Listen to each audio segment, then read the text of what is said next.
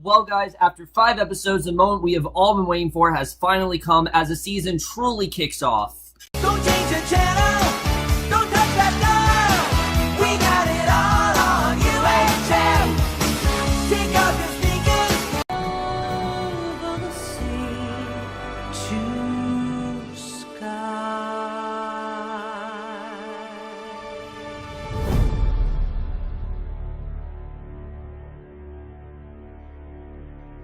Hey guys, it's Heughan for Outlander, Season 3, Episode 5, Freedom and Whiskey, and I was definitely really looking forward to this episode. As you guys know, I've really been enjoying the season. Wasn't the hugest fan of last week's episode, mainly just because of Jamie's arc, but I was actually very happy that most of this episode, Jamie wasn't even around, mainly because as much as I love Sam Heughan in that role, I think, he is fantastic on that show.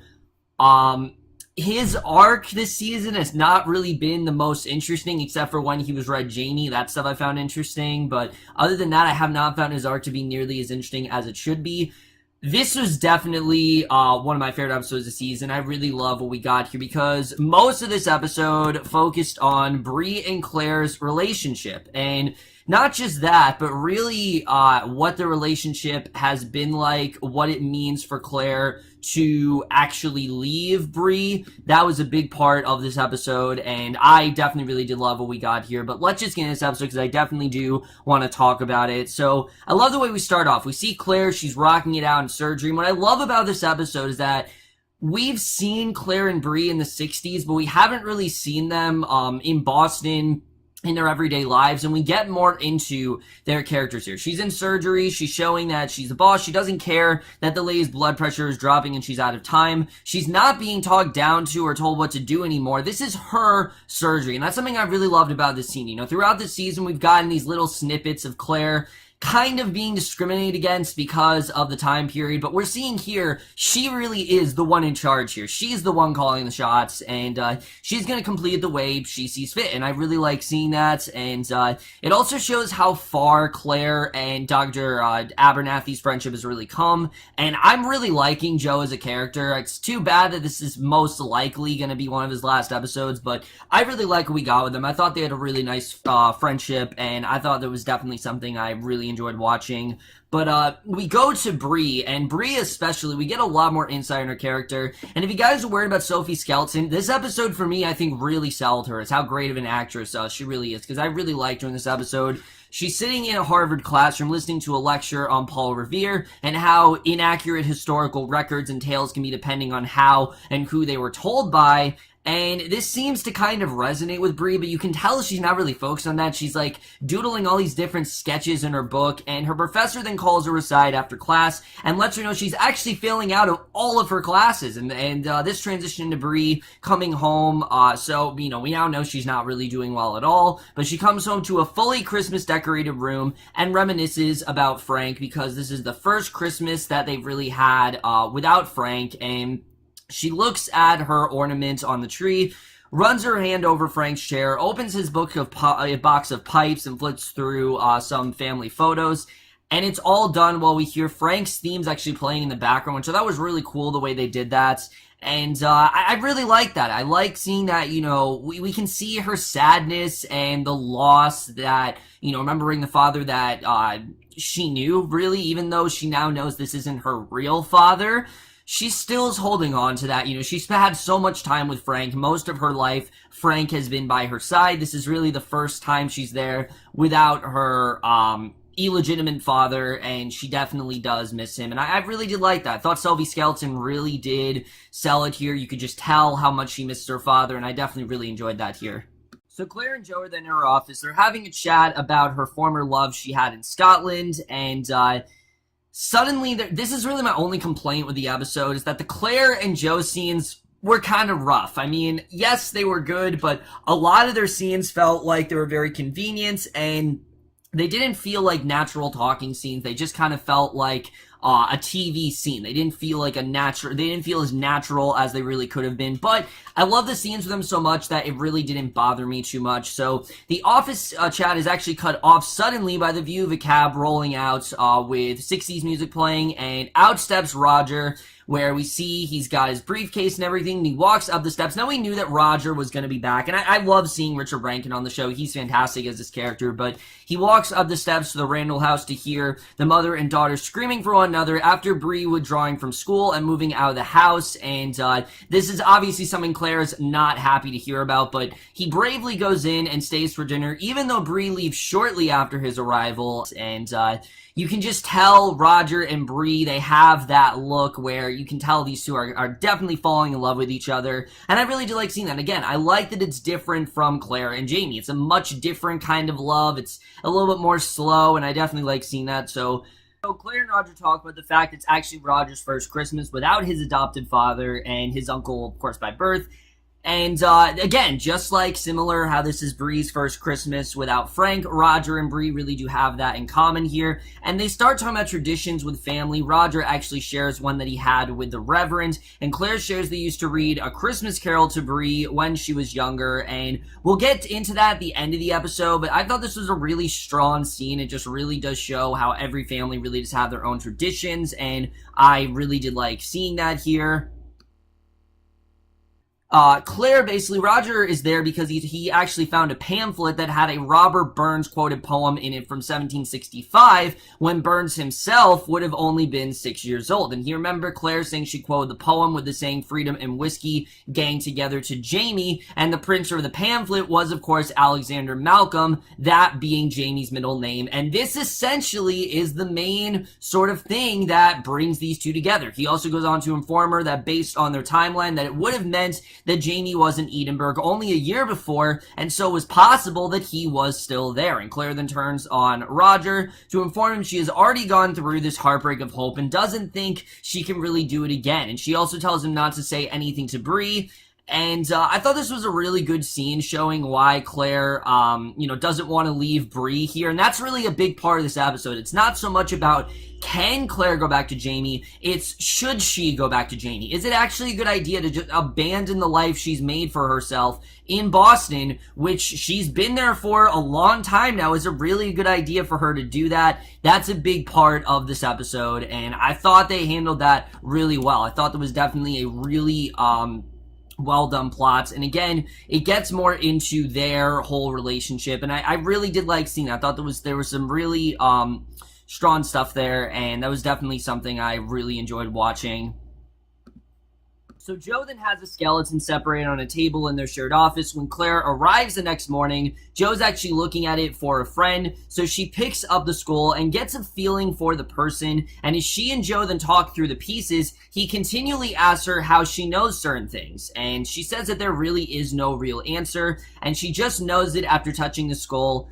And basically, the skeleton's from a 40-ish white woman from the Caribbean. It's around 200 years old. So you can tell Claire's really good at her job. Like, she really knows what she's doing here. And Joe then pops back to the Scottish man that Claire was keeping for him. Now, I don't know how they went from talking about a skeleton to suddenly talking about Jamie. You know, like I said, you understand what I'm talking about? Like, these scenes, they just didn't really work as well for me as they should. I just thought they were just really, it felt like they were just stating plot, and it was just there because the show needed to be. And Claire tells him that the Scot is actually Bri's real father, and Joe says that that explains a lot of the things that he had seen and known about her over their relationship, and he encourages her to take any second chance that she might have. And I like that everyone's like really encouraging to Claire in this episode, because Claire in general, she doesn't want to go. You can tell. She's very worried that she's making a really bad decision here by doing this, and I really like, and Joe even talks to her about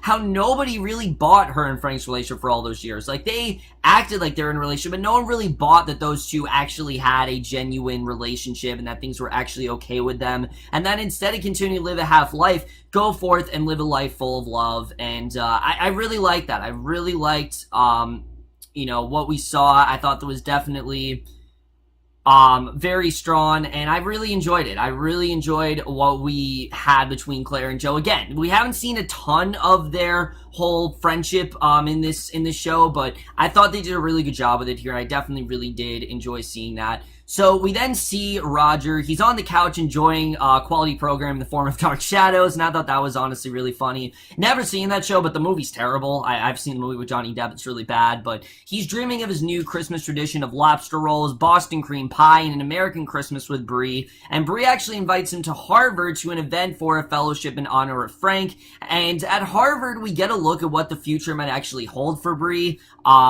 She was doodling the arches, we find out in her notebook during the earlier history lesson, and she has a knowledge of architectural engineering that most history majors don't have. And it's also the first time she mentions that Frank wasn't her birth father, but that she is the daughter of 18th century Scottish Highlander, and this is why she might have these fascinations. It's because of the fact that her father is not, her father's from the 18th century. So I thought that was really interesting, the way that she really is, not influenced, but she has those similar traits to Jamie, and I definitely like seeing that. But basically, she's fascinated about how the structure was built, and she also shares she's rather annoyed at history because it could actually be a half-truth or lie, and that's kind of why she doesn't want to do well, because most of what she's hearing might not actually be true, and that is actually true. I mean, a lot of things you'll learn in history class isn't always the truth. It's just kind of what the definitive answer, but for some things, there are no definitive answers, and that's something I thought, again, was really strong in this episode, is Bri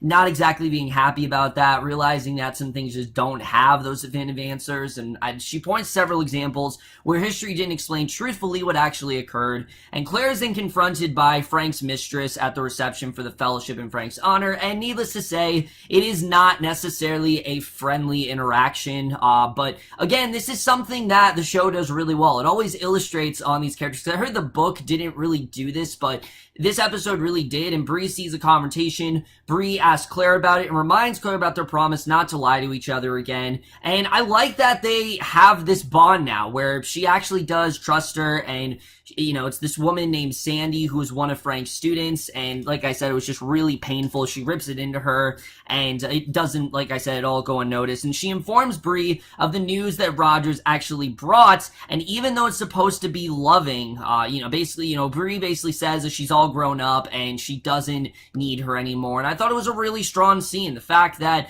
Bri's telling her, look, you can be honest with me. I'm a grown woman now. I don't need to, you don't have to be around anymore. And I really like seeing that. I thought that she said that she was grown up, and I thought, again, that was very strong there. But even though Bri is saying to Claire that, look, you don't have to worry about me. I'm fine on my own, Claire doesn't want to leave her, and we get this incredible scene, which was probably my favorite scene in the episode, where they're talking some nights later, and Claire is basically giving her all the reasons she cannot go back to Jamie and leave Bri, because it would be as if she were dead. She would not be there for her daughter as she married or had children, and Bri knows that it would be hard, but she also knows that Claire sacrificed a lot for her, and Claire mentions that she knows her better than anyone, and Bri will be losing that knowledge, information such as first steps or other things that they're all typically too young to remember and tend to get from their parents when they have their children and think to ask the questions. And Bri points out that Jamie doesn't know her, doesn't even know that he even has a daughter. I mean, to Jamie, Claire could be dead. Jamie doesn't even know that Claire's alive, and Claire's also concerned that Jamie won't want her back all this time because she doesn't look as good as she used to, and Bri reminds Claire how deeply she loves Jamie even after 20 years. She must trust that it would be the same for Jamie, that love doesn't go away, and we've seen that. We've seen that throughout these 4 episodes, that there are moments where Jamie will see Claire, there are moments where Claire will see Jamie. It's just the love they have for each other, it just doesn't go away whatsoever, and suddenly we see it's Christmas, and they're all exchanging gifts, and the preparations to go through their stones pretty much begins. One present for Claire has coins that Roger and Bri actually found in an antique store, and Roger also gives her a book on the history of Scotland, and this little item is something that, gives her all the history on that stuff. So Claire mentioned she took some scalpels and penicillin from the hospital, and the pair also bought Claire a topaz gem so she can travel through safer. And Claire mentions how, she lost a jewel in her watch the first go around, and then the second time was the jewel in Jamie's ring, and she doesn't want the same thing to happen this time. So she mentions that she will actually sew herself a new coat that will have many pockets in it so she can hide her treasures and take them with her. this is also, and she buys a gown in a Scottish shop in the book, and I never thought that we would see a scene in Outlander where we hear Claire sewing herself a dress to the tune of Batman, but it was cool to see. I definitely enjoyed seeing that, and Roger, I'm really liking this character. The fact that he knows so much about TV was just a lot of fun to watch, and I definitely enjoyed that. So she's looking over herself closely in the mirror. She's worried that she has aged a lot over the 20 years since she last saw Jamie, but Joe pretty much tells her that, you know, he still loves her and to not be worried about anything, that she still does look great. And again, I really enjoyed seeing that. I thought that was definitely a really good scene, and basically, we do get this really good sort of metaphor where Claire's watching the moon landing video. It's in a hospital with like these coworkers, and she's talking about how, you know, if someone can go to the moon, then she can as well. And her voiceovers have been used pretty sparingly this season, but when they're done, they definitely do again get us a lot of insight on what Claire's really feeling at that given moment. And I thought it was definitely necessary here. You know, this is a big transition where she's packing her things up. She's gonna head to Scotland alone, and Bri pushes Claire to go through the stones. Basically, you know, she wants Claire to go through the stones, and Claire wants to do the farewells in Boston. She passes down to Bri, and I thought this scene was perfectly done. The whole scene with her leaving, I thought was perfect. She passes down to Bri the pearls that Jamie gave her on their wedding day, and they have one last whiskey before Claire takes all her provisions to the taxi. She leaves, and Bri turns to the refuge of Roger's arms. She gathers herself together eventually, and you can tell at first it's very hard for her to do, because it's going to be the first time in a while that her mom's not there, and obviously it's a hard transition, so they then begin a Christmas tradition. They got a lobster roll, Boston cream pie, they're reading a Christmas carol together. She even says they should watch a Charlie Brown Christmas on TV, and you get the sense that these two are gonna start a future together. They're gonna be okay, and I definitely really did love seeing that here. I think it's gonna be a while till we see Bri again, but I'm definitely looking forward to that. I'm looking forward to when we do see these two again. You know, Sophie, Skelton, and Richard Rankin done great stuff as these characters, and I'm looking forward to hopefully seeing more of them very soon. So, with her goodbyes to Bri, Joe, and Roger all done, now Claire is ready. She's stepping out of a taxi, and you hear a narration about how she always felt about after puddles as a child, and basically she takes her first steps out of the carriage in about 15 years, and she heads down the path to the A. Malcolm print shop, and immediately we know, holy shit, she's back, and she's taking in all the scenery of the street and people around her as she walks toward the print shop. And I love the way this is done. She climbs up the stairs to the door. A bell announces her entrance, but no one is at the desk in front of the store. So she hears, and she's very incredulously looking for Jamie. She's doing whatever she can to look for him. And she hears a voice call out at the bell, and it's Jamie's. And she gasps and heads toward the window, looking down over the printing machine. And Jamie thinks it's the person that he was expecting, but Claire speaks to his back and tells him it's her instead. And Sam Heughan just portrayed this scene perfectly. He freezes. He turns very slowly. Initially, they stare at each other for a long moment. He has seen Claire in everything since he lost her, but never once, of course, he's seen Claire many times before, but never once did his vision actually speak to him. Never once did it actually feel real. And this is so much of a shock to him that he actually leans back and he faints, falls to the floor, and that is the way this episode ends. So, yeah, guys, this was quite an eventful episode. There was a lot of stuff going on here. At first, there wasn't. At first, this was just, an episode about Claire contemplating whether or not she should go through the stones. But now that she has, a lot is about to change for her for sure. And I'm looking forward to seeing really where the rest of this, season is going to go.